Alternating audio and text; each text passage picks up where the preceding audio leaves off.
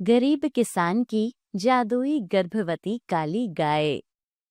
एक समय की बात है, एक छोटे से गांव में गोपाल नाम का एक दयालु किसान रहता था। गोपाल के परिवार में उसकी माँ आशा, पत्नी रोहिणी और एक 3 साल की बेटी काव्या थी। गोपाल अपना घर चलाने के लिए खेती बाड़ी और दूध बेचने का काम करता था। उसने 2 गाय भी पाल रखी थी। उसकी काली गाय जो बहुत ही शांत और बहुत ही प्यारी गाय थी। कुछ ही दिनों में काली गर्भवती थी, जिस कारण उसका दूध भी कम हो गया था। एक दिन रोहिणी खेतों में गोपाल के लिए खाना लेकर जा रही थी। अरे भाग्यवान, तुम यहाँ क्यों आ गई हो? तुम्हें पता है ना काली गर्भवती है। और ये क्या, काव्या को कहाँ छोड़कर आ गई हो तुम? माँ भी घर पर नहीं है। अगर पीछे से कुछ हो गया तो? हाँ हाँ जी, आपको तो बस दूसरों की ही फिक्र रहती है। आप ना खुद का बिल्कुल भी ध्यान नहीं रखते हैं। आप फिक्र मत करो। मैं शांति अम्मा को घर पर काली और काव्या के पास छोड़कर आई हूँ, और मैंने उन्हें कह दिया था कि जब तक मैं घर नहीं आती तब तक वो उनका ध्यान रखेंगी। ठीक है भाग्यवान। जी, अब जल्दी से खाना खा लीजिए ना, वरना ठंडा हो जाएगा। गोपाल और रोहिणी एक पेड़ के नीचे बैठकर खाना खाते हैं। सुनो रोहिणी, तुम घर जाते समय ना ताजा हरी घास ले जाना मुझसे।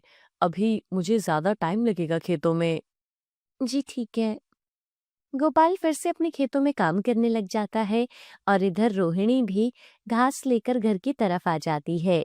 शांति अम्मा काली के पास एक खटिया पर काव्या को लेकर बैठी हुई थी, और काव्या की प्यारी प्यारी बातें सुनकर हंस रही थी।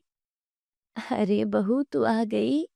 जी अम्मा जी, आपको काव्या ने तंग तो नहीं किया ना? अरे नहीं नहीं बहू, काव्या तो बहुत प्यारी बच्ची है, बिल्कुल भी तंग नहीं करती। और ये तो काली के साथ बातें कर रही थी। जी अम्मा जी, इसलिए तो माँ जी का ना काव्या के बिना कहीं मन ही नहीं लगता। हाँ हाँ, ये तूने सच कहा बहू। वैसे बहुत दिन हो गए हैं, आजकल मुझे वो दिखाई नहीं देती। अरे हाँ माँ जी, मैं तो आपको बताना ही भूल गई। माँ जी ना अपने भाई के घर गई हुई हैं। अच्छा अच्छा, तभी आजकल वो दिखाई नहीं देती है। अच्छा बहू, अब ना मैं चलती हूँ। सीमा भी घर पर मेरी राह देख रही होगी कि पता नहीं माँ जी कहाँ चली गई। ठीक है अम्मा जी। इतना कहकर शांति अम्मा अपने घर की तरफ चली जाती है, और रोहिणी भी काली को घास डालकर काव्या को लेकर घर के अंदर आती है। शाम हो गई थी। रोहिणी खाना बना रही थी, और तभी आशा भी घर पर आ जाती है। अरे मेरी बच्ची, तू कैसी है? दादी आप आ गई। आपको पता है मैंने आपको कितना याद किया? अच्छा, तो मेरी काव्या को मेरी याद आ रही थी। गोपाल भी घर आ जाता है, और फिर वो सब लोग मिलकर खाना खाते हैं। माँ रोहिणी, मुझे ना अब दोनों से एक बात करनी है। हाँ बेटा, क्या बात करनी है? मैं देख रही हूँ, जब से तू खेतों से आया है बहुत परेशान लग रहा है। माँ, वो हमारे गांव के पास वाली जो जमीन थी ना, उसे बाबा ने खरीदा था। उस पर जमींदार ने कब्जा कर लिया है।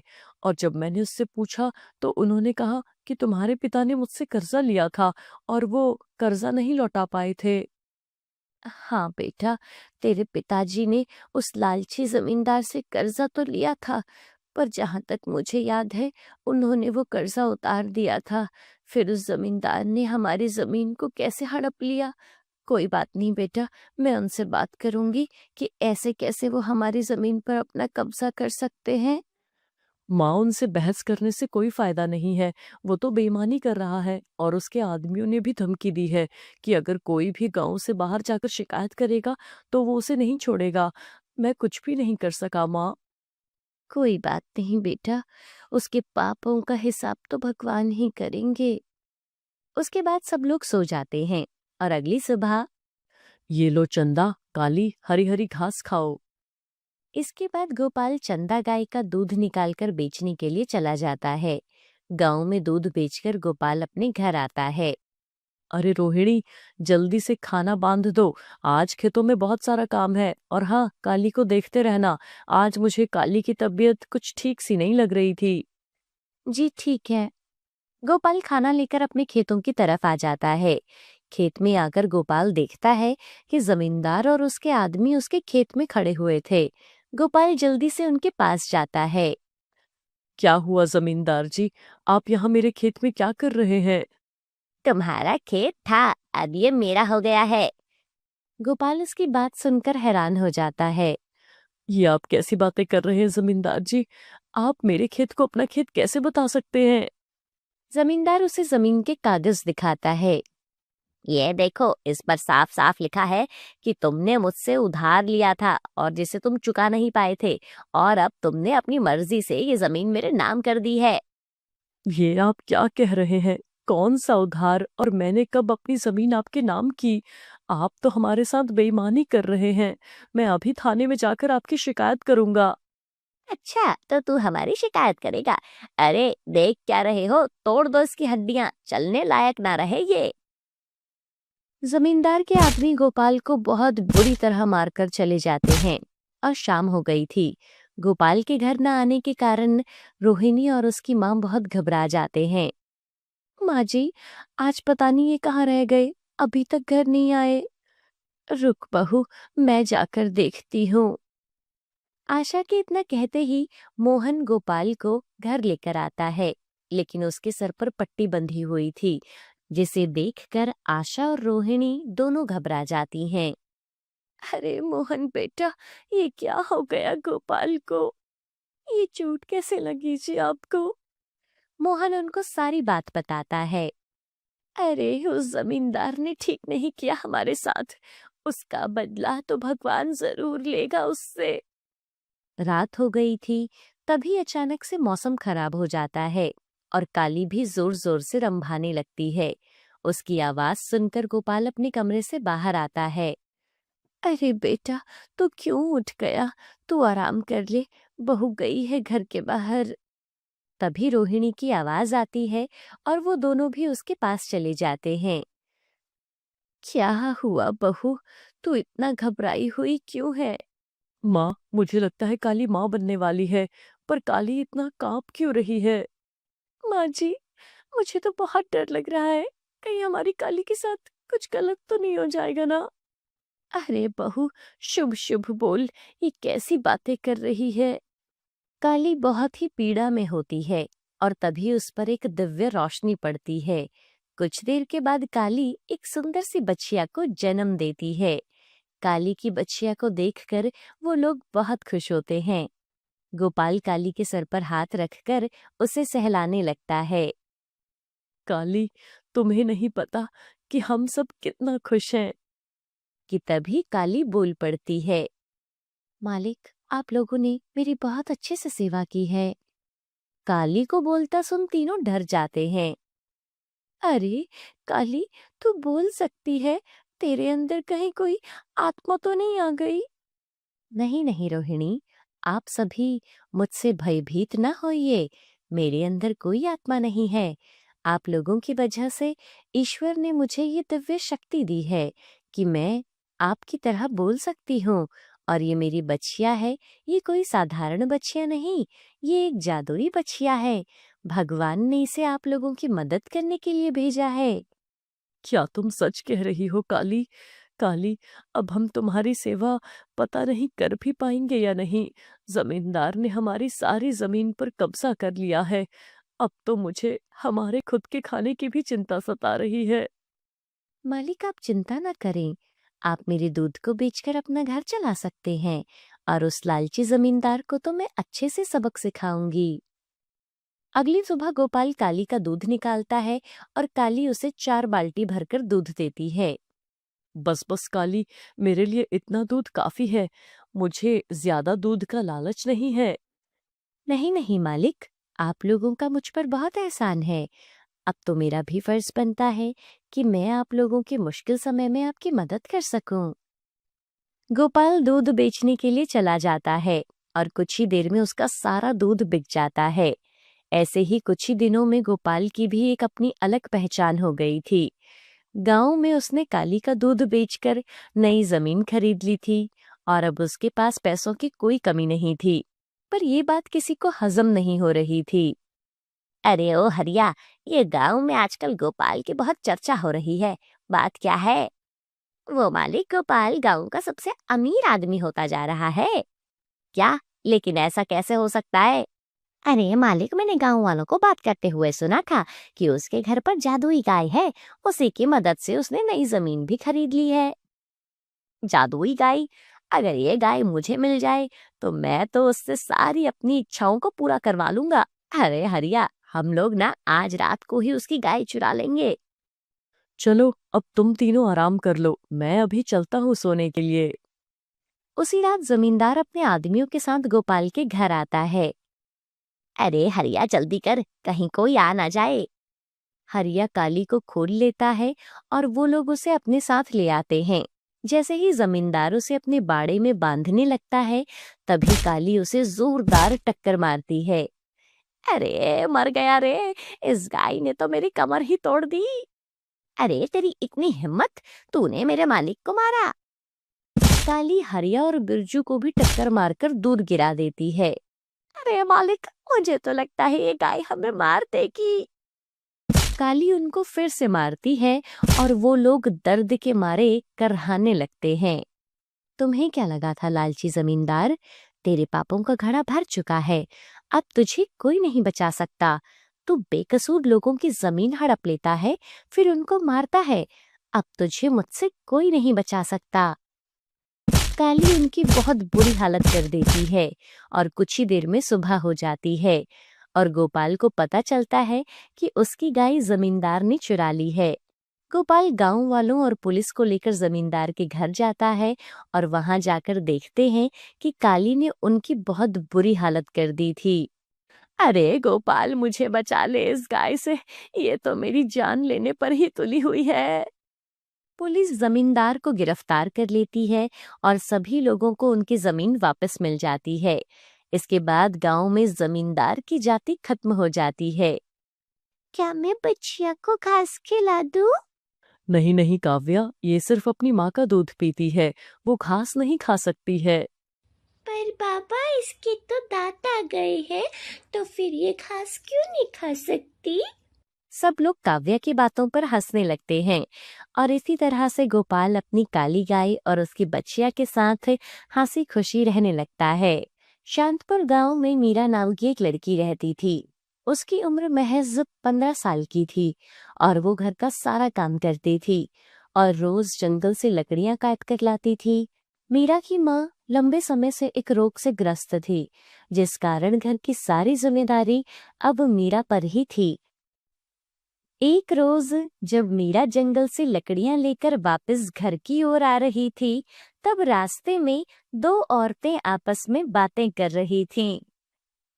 अरे वो देखो, बेचारी इतनी उम्र में अकेले सारा काम करती है। इसके साथ के बच्चे तो स्कूल जाते हैं, पर इस बेचारे के नसीब में शायद यही कुछ लिखा है।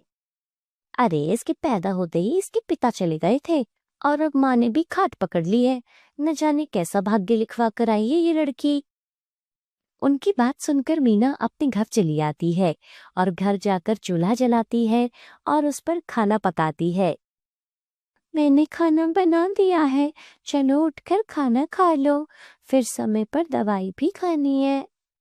मीरा और उसकी माँ बैठकर खाना खाते हैं और खाना खाने के बाद मीरा की माँ कहती है, क्या हुआ बेटा, आज तो बहुत उदास लग रही है। क्या हुआ, मुझे बता। माँ, गांव वाले बातें कर रहे थे कि मेरे पैदा होते ही मेरे पिताजी मुझे छोड़कर चले गए थे और अब तुम भी बीमार रहती हो। क्या इस सब का कारण मैं हूँ माँ? अरे ये कैसी बातें कर रही है मेरी बच्ची। जो हमारे साथ होना होता है ना, वो पहले से ही तय होता है। आज तेरी वजह से ही मेरी सांसें चल रही हैं। दोनों माँ बेटी की आंखों में आंसू थे। खाना खाने के बाद दोनों सो जाती हैं, लेकिन मीरा रात भर सोचती रहती है कि उसकी माँ की हालत की जिम्मेदार वो तो नहीं, और ये सोचते हुए वो पूरी रात रोती रहती है और ऐसे ही सुबह हो जाती है। रोज की तरह मीरा जंगल से लकड़ियां इकट्ठी करने लगती है और वो जाकर मीरा जंगल में लकड़ियां इकट्ठी कर रही होती है कि तभी अचानक से पेड़ों के बीच एक अजीब सी चमक दिखाई देती है। ये कैसी चमक है? यहाँ तो कोई दीपक भी नहीं जलाता, तो ये रोशनी यहाँ से कैसे आ रही है? मीरा जिज्ञासा से आगे बढ़ती है और जैसे ही उसने पत्तियों को हटाया, उसने एक काली चमकदार गाय देखी जिसके सींग बहुत लंबे और चांदी की तरह चमक रहे थे। अरे, ये कैसी गाय है? इसके सींग तो बहुत बड़े बड़े हैं और ये तो जादुई लग रहे हैं। लेकिन ये किसी गांव वाले की गाय है। माँ। गाय के पैरों के नीचे रोशनी के छोटे छोटे फूल खिलने लगे। मीरा समझ गई कि ये कोई साधारण गाय नहीं है। तुम मुझसे कुछ कहना चाहती हो? तुम्हें देखकर तो लगता है जैसे तुम किसी परीलोक से यहाँ आई हो।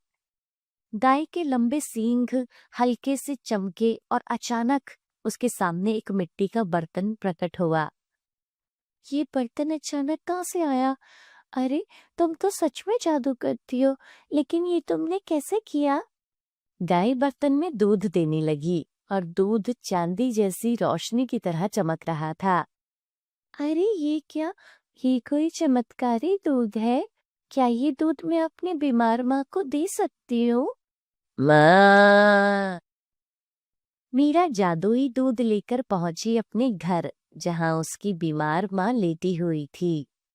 माँ, जंगल में एक गाय मिली, उसने मुझे ये दूध दिया है, थोड़ा पीकर देखिए ना। अरे बेटा, तुझे जंगल में किसकी गाय मिल गई? बेटी, कोई खतरा तो नहीं है ना? नहीं माँ, मुझे लगता है ये दूध बहुत ही खास है।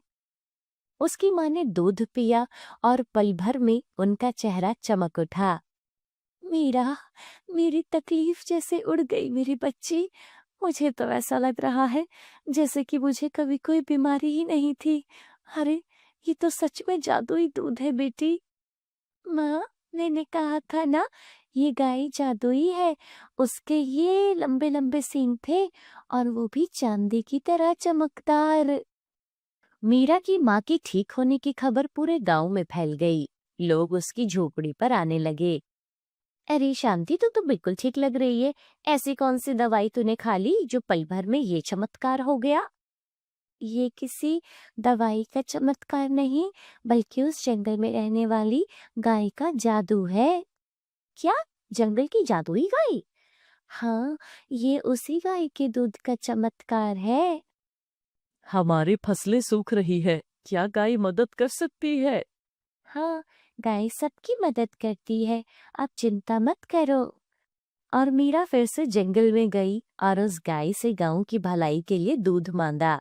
गाय के दोनों सींगों से रोशनी प्रकट हुई और एक दूध से भरा बर्तन सामने आया। मीरा, तुम्हारा हृदय बहुत साफ है, इसलिए जब कभी भी तुम्हें किसी चीज की जरूरत हो, तुम मुझसे मांग सकती हो। मेरी माँ को ठीक करके तुमने जो मुझ पे उपकार किया है, मैं उसके लिए हमेशा तुम्हारी आभारी रहूंगी। और मीरा वो दूध से भरा बर्तन लेकर वहां से चली जाती है और गांव वालों में बांट देती है।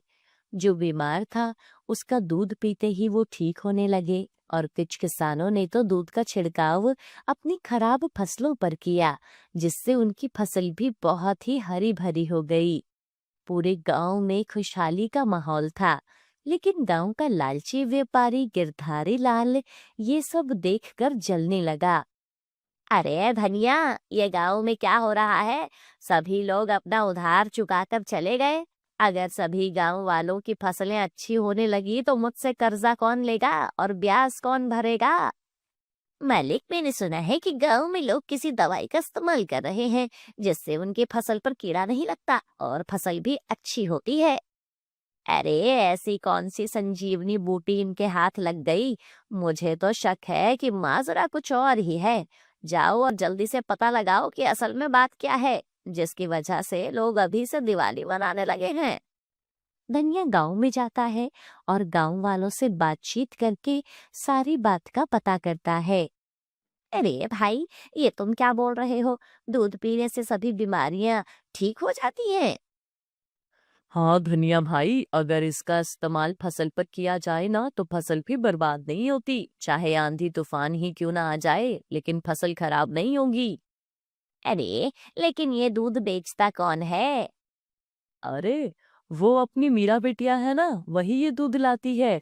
उसे जंगल में कोई काले रंग की गाय मिली है, ये सब उसी का कमाल है।